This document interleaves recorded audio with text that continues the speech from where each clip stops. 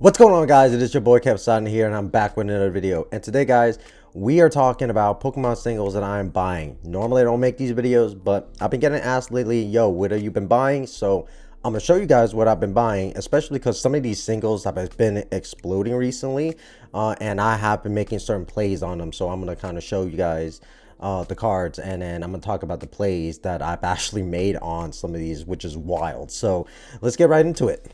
Okay, guys, so here we are at the desktop, and we are going to go ahead and start from the cheapest cards all the way up to the highest end card. I'm going to give you guys my reasoning why I'm picking up these cards. The first ones that we're looking at is going to be the Wailord from Journey Together. Now, ever since Journey Together came out, I just knew that the Wailord card is going to be a really good performing card, even long term, just because the card itself is a beautiful, beautiful card. Where people generally somewhat know Wailord, so it is somewhat of a known Pokemon as well. But when you look at the art of the Wailord card, it's just absolutely beautiful. In addition to that, guys, you guys don't know, all these cards I'm going to be going through, I have in my personal collection, and I actually like a lot. That's also why I'm also looking to invest in them. When I look at investing into things, I also look at investing in things that I would personally buy, especially if it's something popular.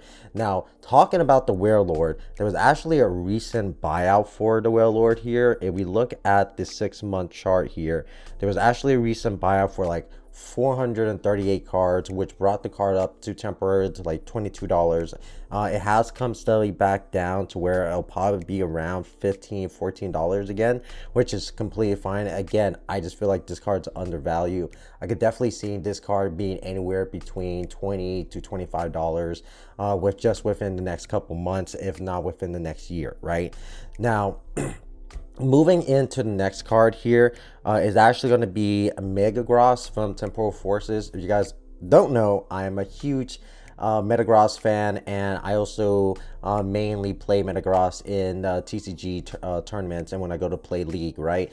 The reason why I think this card is just going to be a phenomenal card, especially here within the next couple months in the Mega Block, is because, one, we don't have a lot of Metagross cards, first of all, when it comes, especially when it comes to like a full SAR, right? This is one, it's just a beautiful card. I actually don't even think this is an SAR. This might be an AR if I could be wrong. I don't know. I got to look at it here.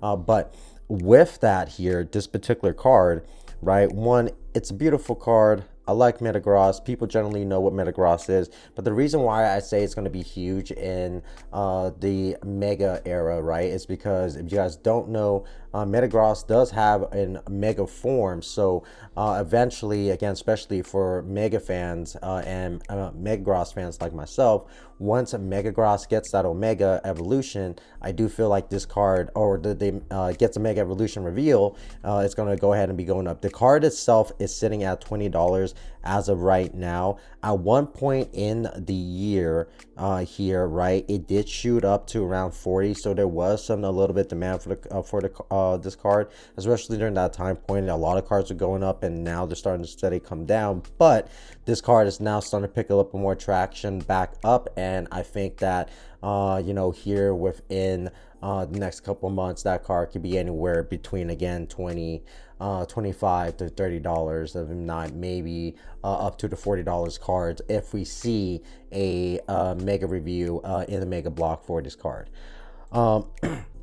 The next thing that I'm also looking at right now is the Eevee EX. As prismatic prices are actually going down, this particular card is actually one of the ones that actually started going back up again. And at $25, guys, you can't really complain about getting a beautiful card like this. The Fruit Eevee is literally my favorite card out of the prismatic set. You can only get these out of the SPCs, right? So that airs a little bit of exclusivity to them.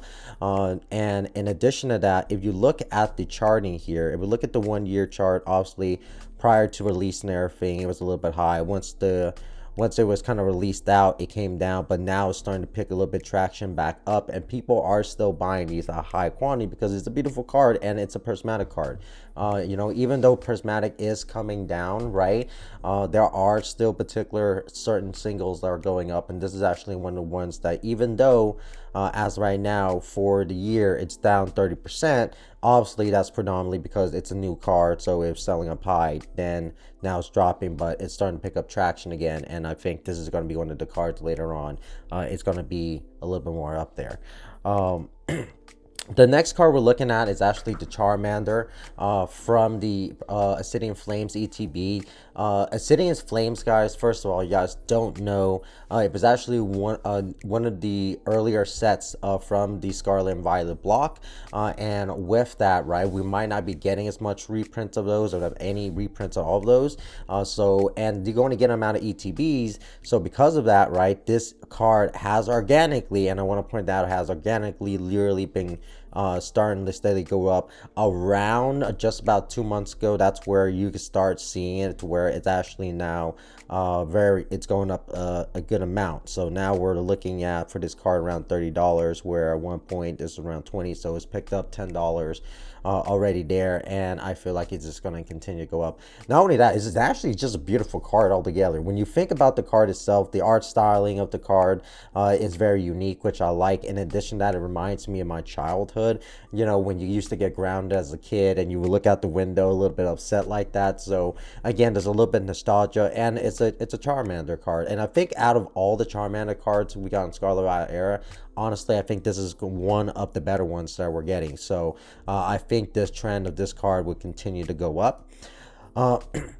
One that I've picked up, me and my buddy Ray picked up a huge amount, is going to be the Mega Rayquaza EX.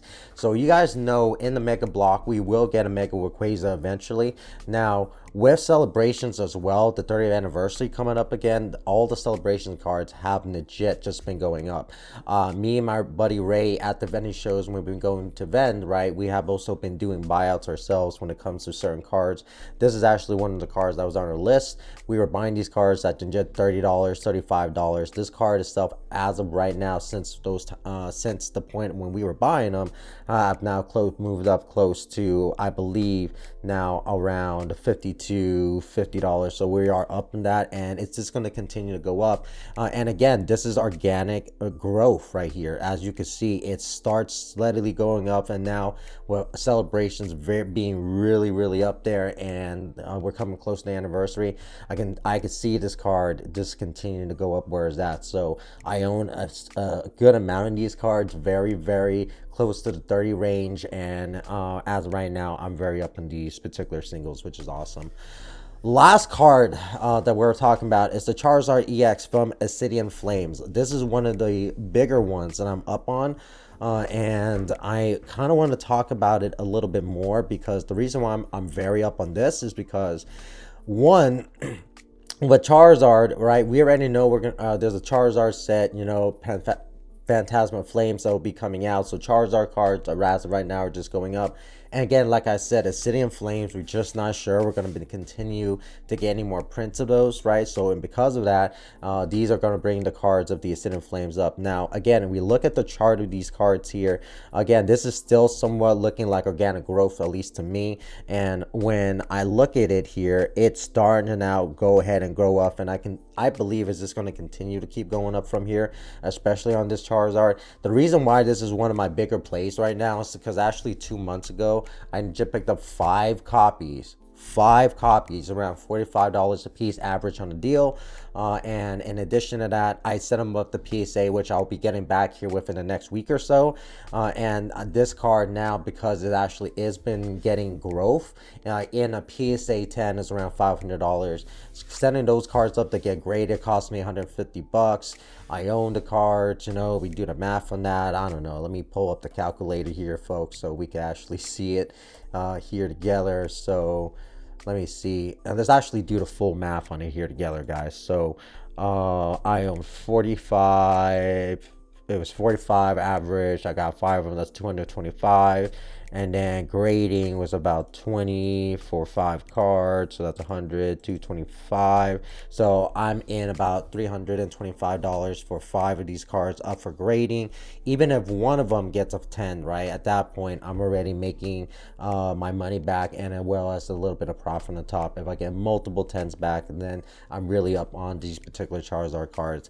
And that's also another thing I also want to talk about, guys. Like, I've also been buying and learning how to grade myself, and a lot of my funds and a lot of things that I'm doing in the hobby comes from grading plays, because I started my business on a grading play. I've legit pulled the Umbreon from Prismatic. I owned that ETB for around 80 bucks. Grading, it cost me around 75 for Express. So I'm in that card for 150. I sold it roughly close to 3K. At that point in time, I used this fund. So again, that's how I've been able to fund my hobby, fund my business, or off these particular grading plays and watching the market for certain cards. Luckily, I've been able to time certain cards perfectly. Other cards, not so much, but that's okay. It's all just going through everything. Now, not to say that you guys have to listen to any of the stuff I'm saying in this video. That's not the point of this video. The point of this video is just showing you guys that there are plays that you can make in the hobby. There are certain plays that I'm sure you can make in the hobby for yourself.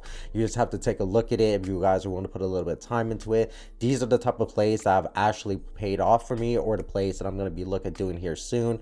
And some of these plays, like I said, have just been doing phenomenal for me. But with that being said, guys, tell me in the comment section what are you guys currently buying? What kind of plays are you guys trying to make? Man, do you guys think the cards that I'm buying are good investments or good plays that I'm doing currently right now? I want to hear in the comment section. But with that being said, this has been your boy Kip Sidon. Peace. I'm out of here.